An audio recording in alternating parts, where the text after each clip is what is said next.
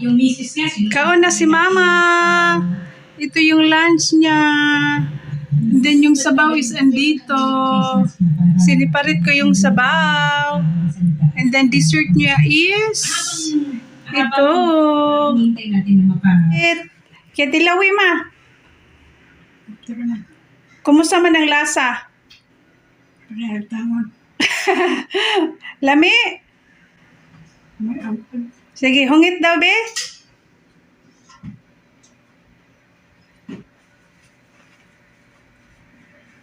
Good ma, good.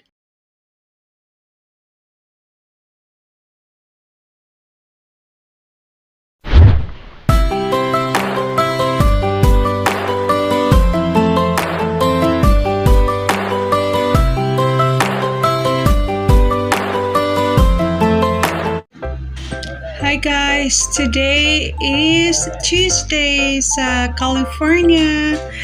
It's September 26, 2023.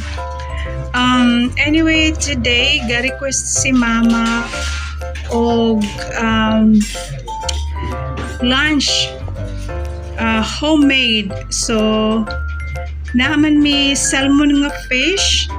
So, ako siyang gisagulan og noodles. Gusto daw ni Mama mukaon og noodles with sabaw gamay. So, anyway, now mag-start na ko og luto.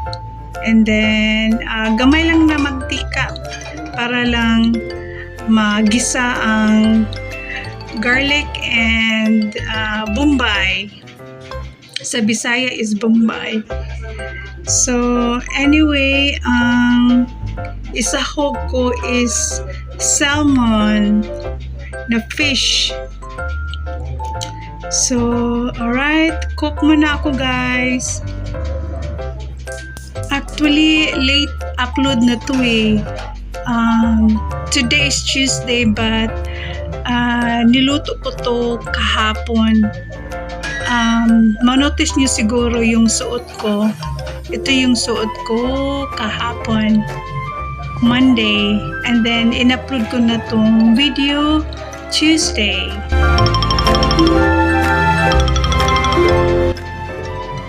So now, gisahin ko muna yung garlic.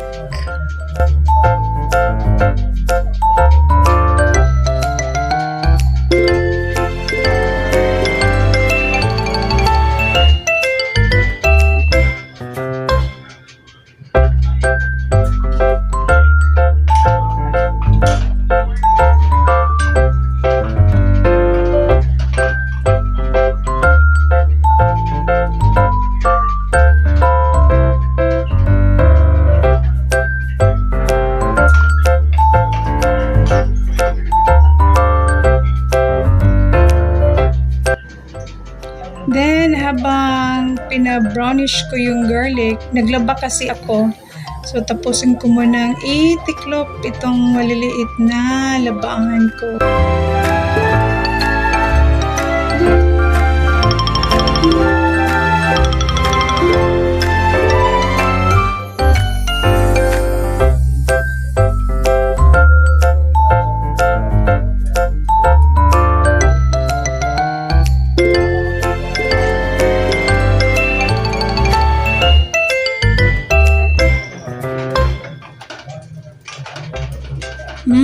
Naamoy ko na yung bango ng garlic.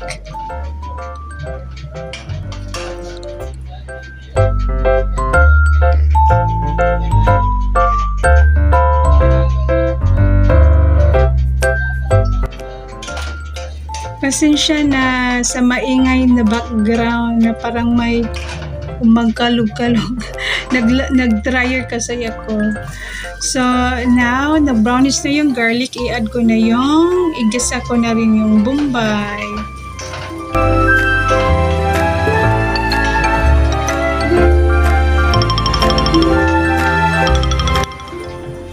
I-on ko muna yung light. Nakaka-realize ko lang na madilim.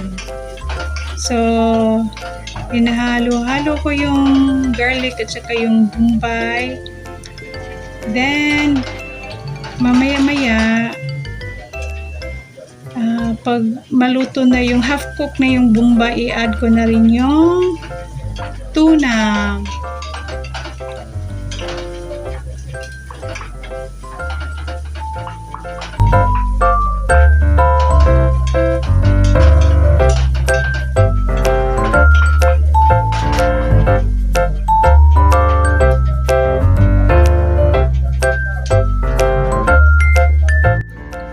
Ayan na, pwede ko na ihalo yung salmon fish.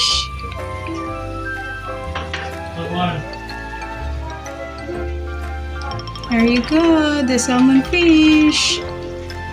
Perfect kasi to, ihalo doon sa noodles na lulutuin ko ngayon. Healthy, good for the heart, yung salmon.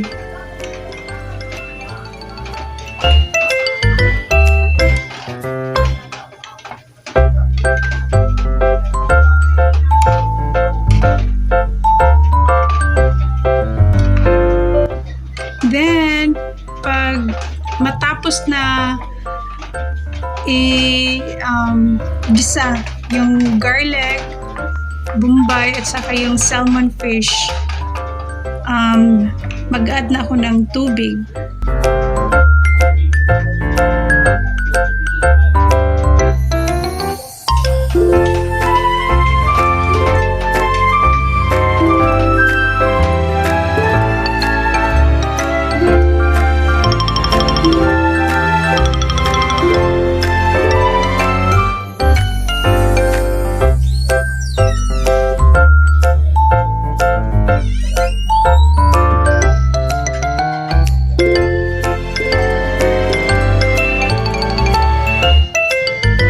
So now, nag-prepare na ako ng hot water para ihalo ko sa ginisa kong garlic, fish, and bombay. Dagdagan ko pa para maraming sabaw. Actually, itong portion na niluluto ko is enough for 1 meal lang.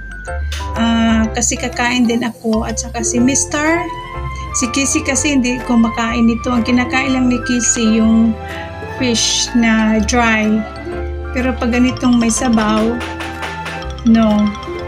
So, this portion is only for me, Mama, and hubby. So, konti lang para wala nang leftover.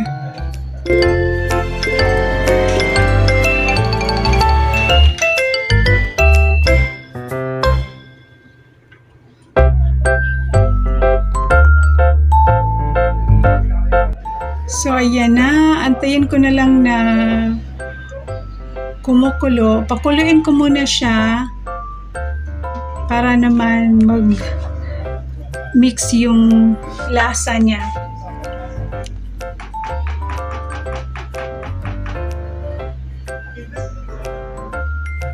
So, ayan. Kumukulo na. Naamoy ko na yung amoy ng garlic, ng bombay, at saka yung fish. Ang bango.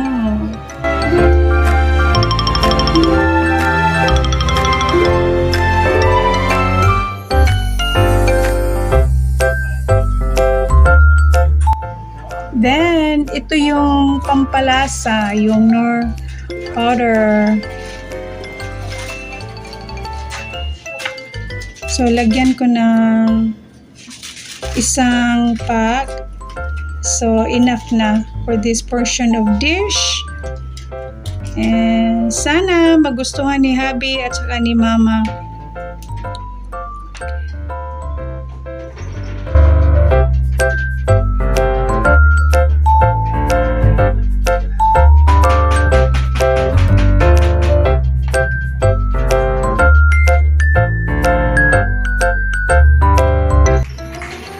Now, time to add sa paminta.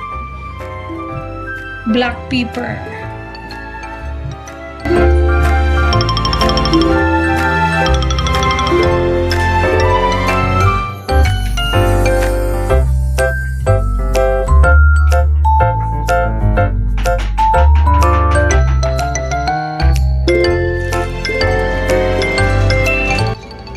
Then, dahil kanina pa siya kumukulo, and then lalagyan ko na ng panlasa at saka yung black pepper. Now, it's time for me to add the noodles. So, 2 piraso lang. Tama na kasi si mama, konti lang naman kinakain niya. And then ako din, small portion lang ako sa carbs. And then the rest para na kay hubby.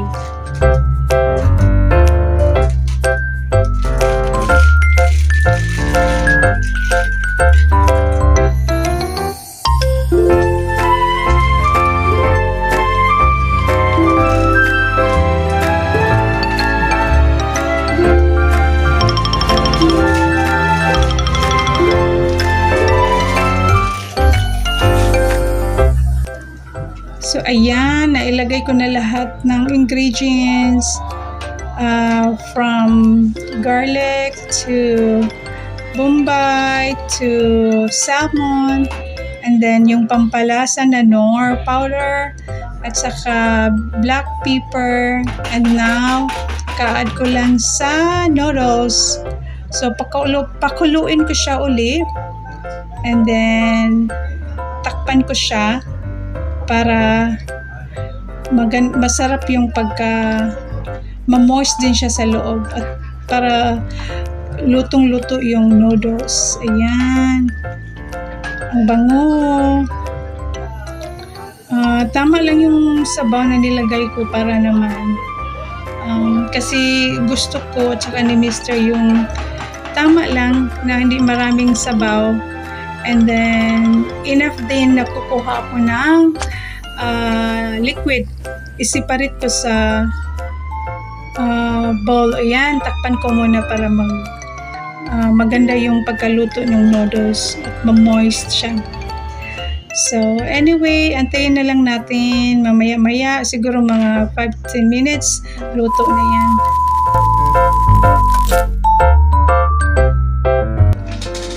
So, ito na. Luto na. Perfect timing. Kasi lunchtime na. It's 12 o'clock. So, para fresh and init pa, kakainin namin and to serve mama. Kain tayo, guys.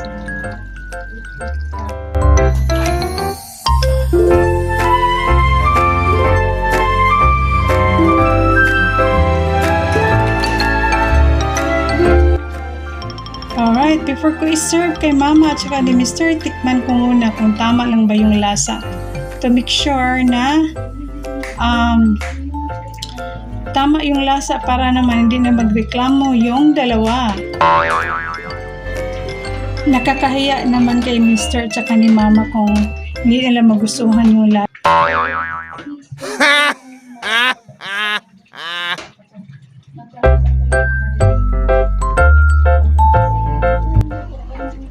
Alright, second test. After ko dinagdagan ng black pepper pero para medyo maanghang-anghang. Hindi naman masyadong maanghang, tama lang. Now, andyan kasi si mama sa table, ready to eat na. So, kinausap ko siya. Yan, okay, let's go.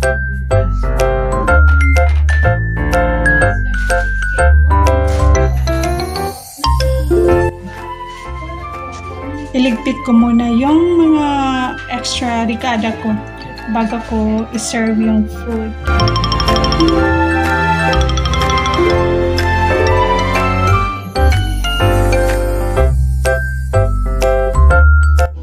Alright, now it's time for me to sandok na i-serve ko na kay mama. So, ang gagawin ko is i-separate ko yung sabaw. So, yung noodles at saka yung fish ilagay ko sa bowl, then konting sabaw.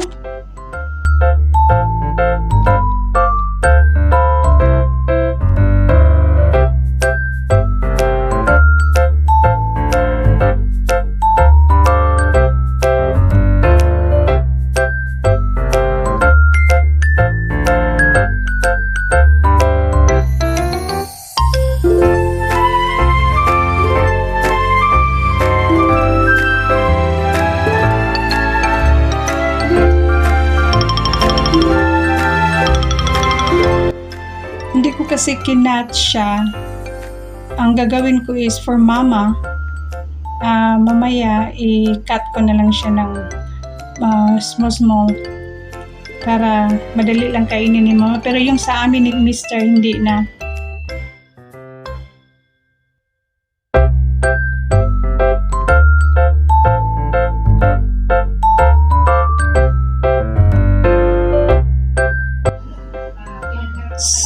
So, ayan na. A small portion for mama and her sabaw. So, hindi ko din namihan kasi heavy yung breakfast daw niya kanina. Kaya, pag masyadong damihan. So, itry na ni mama. Tignan natin kung magustuhan ba niya yung lasa. Alright, enjoy mama. Ikaw na si mama. Ito yung lunch niya. And then yung sabaw is andito. Siniparit ko yung sabaw. And then dessert niya is ito. Napakaya ice cream mo niya, ma. Then tubig ni mama. Mama's ready to eat. Kaya dilawi, ma. Kumusta man ang lasa? Lami? Sige, hungit daw, be.